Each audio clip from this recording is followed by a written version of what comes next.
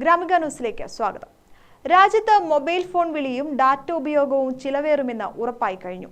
Mobile recharge tariff നിരക്കുകൾ വ്യാഴാഴ്ച ജിയോ കൂട്ടിയതിന് പിന്നാലെ വെള്ളിയാഴ്ച എയർടെലും തുകകൾ വർദ്ധിപ്പിച്ചു. ലോക്സഭാ തെരഞ്ഞെടുപ്പിന് പിന്നാലെ ടെലികോം നിരക്കുകൾ ഉയരുമെന്ന റിപ്പോർട്ടുകൾ നേരത്തെ ഉണ്ടായിരുന്നുവെങ്കിലും എന്താണ് നിരക്ക് വർധനയ്ക്ക് മൊബൈൽ ഫോൺ സേവനദാതാക്കളെ പ്രേരിപ്പിക്കുന്ന ഘടകങ്ങളെന്ന ചോദ്യം ശക്തമാണ്. റീചാർജ് നിരക്കുകൾ പുതുക്കി നിശ്ചയിച്ചതിനെക്കുറിച്ച് ഭാരതി എയർടെൽ നൽകുന്ന വിശദീകരണം ഇങ്ങനെ: രാജ്യത്തെ ടെലികോം രംഗത്ത് ആരോഗ്യകരമായ ബിസിനസ് മോഡൽ സൃഷ്ടിക്കുന്നതിനും സ്പെക്ട്രം അടക്കമുള്ള സാങ്കേതിക സൗകര്യങ്ങൾ വികസിപ്പിക്കുന്നതിനുമുള്ള നിക്ഷേപത്തിനും മാന്യമായ വരുമാനം സാധ്യമാക്കുന്നതിനും വേണ്ടിയാണ് താരിഫുകൾ ഉയർത്തുന്നത് എന്നാണ് എയർടെൽ വിശദീകരിച്ചിരിക്കുന്നത്.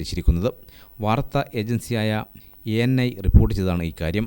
ടെലികോം രംഗത്തെ ആരോഗ്യകരമായ നിലനിൽപ്പ് ARPU അഥവാ ആവറേജ് റവന്യൂ പെർ യൂസർ 300 രൂപയ്ക്ക് മുകളിലായിരിക്കണമെന്നും എയർടെൽ വാദിക്കുന്നു. റിലയൻസ് ജിയോ നിരക്കുകൾ കൂട്ടിയതിന് പിന്നാലെയാണ് എയർടെലും രാജ്യവ്യാപകമായി റീചാർജ് നിരക്കുകളിൽ മാറ്റം വരുത്തിയത്. പ്രീപെയ്ഡ് പോസ്റ്റ് പെയ്ഡ് നിരക്കുകൾ 11% മുതൽ 21% വരെ എയർടെൽ വർദ്ധിപ്പിച്ചു. ഇതോടെ പ്രതിമാസ അൺലിമിറ്റഡ് പാക്കുകൾക്ക് 20 മുതൽ 50 രൂപ വരെ കൂടും. നിരക്ക് വർധന ജൂലൈ 3 മുതൽ നിലവിൽ വരുമെന്നാണ് എയർടെൽ അറിയിച്ചിരിക്കുന്നത്. ഏറ്റവും മിതമായ നിരക്കിലുണ്ടായിരുന്ന 179 രൂപയുടെ റീചാർജ് പ്ലാൻ 199 രൂപയിലേക്കാണ് എയർടെൽ വർദ്ധിപ്പിച്ചിരിക്കുന്നത്.